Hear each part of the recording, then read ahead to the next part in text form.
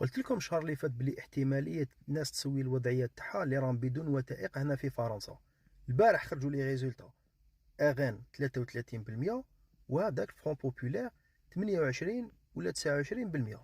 اليوم خرجوا لي ريزولتا نهائيه، شوفوا شحال هنايا كما راكم تشوفوا 29.25% راسومبلومون ناسيونال تاع بارديلا، وفرون ولا نوفو فرون بوبولير 27.99، يعني 28 بيناتهم 1.25 نقطة.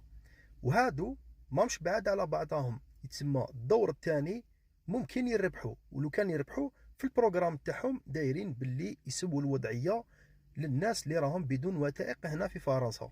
يتسمى اللي راهو بالازرق اغان فرون بوبولير، اللي راهو بالاحمر واللي راهو بالاصفر هو الحزب الرئاسي تاع ماكرون.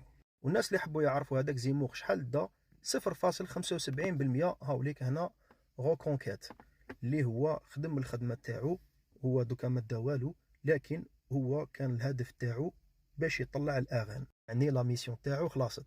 دونك ان شاء الله خير، تهلاو في روحكم وسلام.